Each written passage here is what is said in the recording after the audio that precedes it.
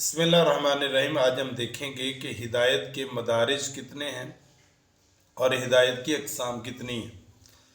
4 اقسام بیان کی جاتی ہیں: ایک طبعی اور فطری ہدایت، ایک الہامی ہدایت، اور ایک توفیقی ہدایت، اور ایک ہدایت وحی۔ جہاں تک طبعی اور فطری ہدایت ہے، اس میں چاند اور سورج کی مثالیں ہیں، وہ اپنی منزل پر رواں دواں ہیں، ہوائیں ہیں، بادل ہیں، وہ اسی فطری ہدایت کے مطابق اپنے راستے تبدیل کرتے اور برستے ہیں اور ہوائیں چلتی ہیں۔ اور اسی طرح مرغی کا بچہ انڈے سے نکلتے ہی ماں کے قدموں میں پڑ جاتا ہے، یہ بھی ایک۔ اور اسی طرح انسان کا نومولود بچہ ماں کی چھاتی سے چمڑتا ہے، یہ فطری ہدایت۔ اس کو طبعی اور فطری ہدایت کہا جاتا ہے۔ وَهَدَيْنَاهُ النَّجْدَيْنِ سورہ بلد کی آیت نمبر 10 ہے۔ ہم نے اسے 2 واضح راستے دکھا دیے۔ اس میں فطری اور طبعی ہدایت کا ذکر ہے۔ جہاں تک الہامی ہدایت کا ہے تو یہ وحی کی ایک قسم ہے، لیکن وحی اور الہام میں فرق یہ ہے کہ وحی صرف انبیاء کے ساتھ خاص ہے، جبکہ الہام انبیاء کے علاوہ نیک لوگ اور عام آدمی، حتیٰ کہ قرآن مجید کی شہد کی مکھیوں کے بارے میں بھی وحی یعنی الہام کا لفظ استعمال کیا ہے۔ وَأَوْحَىٰ رَبُّكَ إِلَى النَّحْلِ، آپ کے رب نے مکھی کو یہ الہام کیا۔ اس کا مطلب کیا ہے؟ اللہ تعالیٰ کسی کے دل میں کوئی بات القاء کر دے، اسے ہدایت وحی بھی کہا جاتا ہے۔ اور اسی طرح ہدایت کا معنی اور مطلب توفیق اور استقامت بھی ہے۔ تو ہدایت کی تیسری قسم یہ ہے کہ اللہ تعالیٰ اپنی عنایت اور توفیق سے اپنے بندے کی رہنمائی کرے، اسے صراط مستقیم پر گامزن رہنے کی توفیق عطا کرے۔ اور یہ رسول اللہ صلی اللہ علیہ وسلم دعا بھی کیا کرتے تھے: یا مقلب القلوب ثبت قلبی علی دینک، دلوں کو پھیرنے والے میرے دل کو اپنے دین پر ثابت رکھ۔ اللہم الہمنی رشدی وعصمنی من شر نفسی، اے اللہ میری رہنمائی فرما اور میرے نفس کے شر سے مجھے محفوظ فرما۔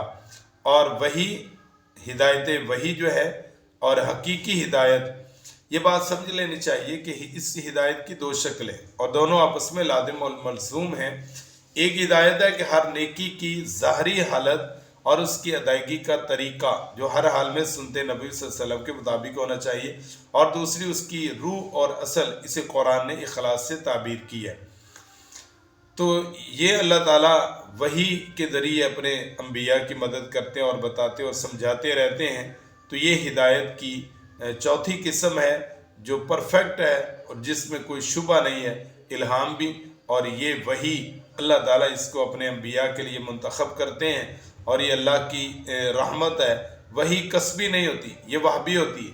انسان محنت سے نبی نہیں بن سکتا، جیسے کچھ لوگوں نے محنت کر کے اپنے آپ کو نبی کے عہدے پر اور کہا کہ میں نبی ہوں، تو یہ محنت سے بندہ نبی نہیں بنتا۔ نبی اللہ تعالیٰ کی توفیق سے بنتا ہے۔ اللہ تعالیٰ جس کو چاہتا ہے نبوت کے لیے سرفراز فرما لیتا ہے۔ رسول اللہ صلی اللہ علیہ وسلم کو اللہ تعالیٰ نے اس کے لیے منتخب کیا، اور آپ سے پہلے بے شمار انبیاء مرسلین علیہم السلام کا انتخاب کیا تھے، تو وہ انسان، لیکن اللہ نے ان کو وحی کے لیے چن لیا۔ تو اللہ تعالیٰ نے ان سب کی طرف وحی کی اور پیغام بھیجا انسانیت کی رشد و ہدایت کے لیے۔ ہم سب کے پاس وہ وحی آ گئی ہے قرآن کی شکل میں اور رسول اللہ صلی اللہ علیہ وسلم کے فرمان کی شکل میں۔ قرآن وحی مطلوب ہے اور حدیث وحی غیر مطلوب ہے، دونوں ہیں اللہ کی طرف سے ہی ہیں۔ ہم ان دونوں پر عمل کرنا یہ ہمارے لیے کامیابی ہے۔ اور رسول اللہ صلی اللہ علیہ وسلم نے فرمایا تھا: میں تمہیں 2 چیزیں چھوڑ کے جا رہا ہوں، اگر تم ان کو مضبوطی سے تھام لو گے تو تم ہر قسم کی ذلت اور رسوائی اور گمراہی سے بچ جاؤ گے۔ لا ضللتم عن سواء السبیل، تم جو ہے وہ سیدھے راستے سے گمراہ نہیں ہوگے۔ اگر ان کو چھوڑیں گے تو پھر گمراہ ہو جائیں گے۔ ترکت امرین لن تضلوا ما تمسکتم بہما کتاب اللہ و سنت نبی، آپ نے فرمایا میں 2 چیزیں چھوڑ کے جا رہا ہوں، ایک اللہ کی کتاب اور ایک رسول اللہ صلی اللہ علیہ وسلم کی سنت ہے۔ یہ وہی ہے۔ اللہ تعالیٰ ہم اس وحی کے ساتھ ہمیں جڑے رہنے کی اور اس پر عمل کرنے کی توفیق عطا فرمائے۔